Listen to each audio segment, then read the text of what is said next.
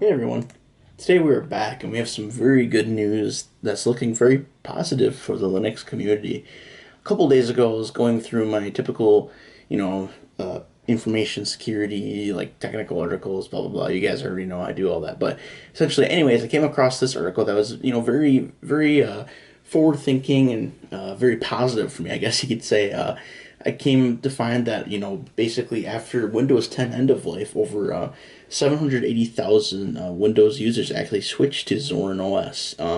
Basically, that was, for me, that's a pretty cool like stat line, right? At first, I thought it was maybe like fake or just some clickbait type of thing, right? Just really wasn't sure, but it turns out actually, after basically Windows 10 end of life, Zorin OS, I think they set it down here. They had a couple, yeah, they had their OS downloaded almost, I think it was just around 780,000, maybe close to a million times, according to their just like their basic, like, I guess, telemetry, like download stuff, which is pretty cool. A very, very good news for the Linux community. Now, some people might be saying, okay, yeah, this many people downloading Linux, right? It's not that big of a deal, like blah blah blah. What does that mean? Well, basically, what that means is, that there's 780,000 or so more people that are now using Linux, and it'll just kind of help the community grow, right?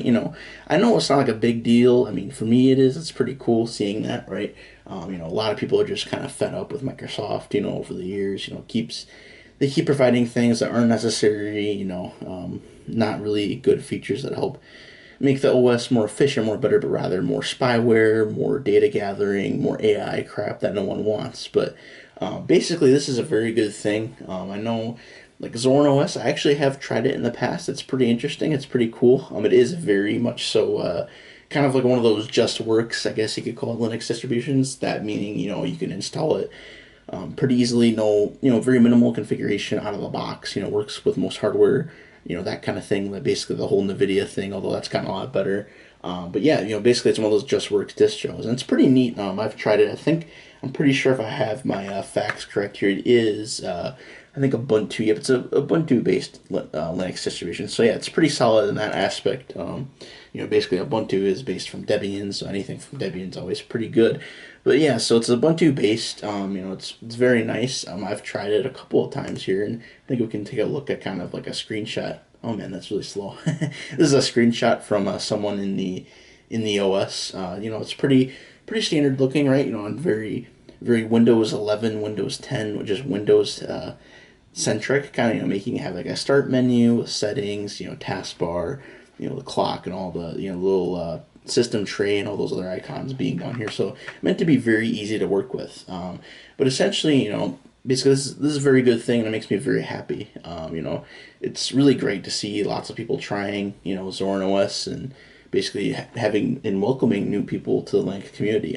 I think this just goes to show that people are sick of Microsoft's crap and basically just want like an OS that just works and doesn't have thought lots and lots of spyware and having making an account and all those kinds of things. But yeah, overall very very pleased with this. Something that was very nice to read, and something that also I was very excited to talk about because I used to be a Windows user much like everyone did, and if I can imagine, just there's someone out there that was just like me that just got sick of it, and they wanted to try something and they picked Zorin. But for me, that was when I picked Linux Mint. So but yeah, no, great news overall. Let me know if you're one of the people that actually switched from Windows 10 to Zorin. Let me know how it's going. I'd love to hear your perspective. And I'm open, like I said in one of my previous videos about the Windows 10 end of life. If anyone wants help migrating from Windows 10 to Linux, I'm more than happy to help. Just leave a comment down below. But unfortunately,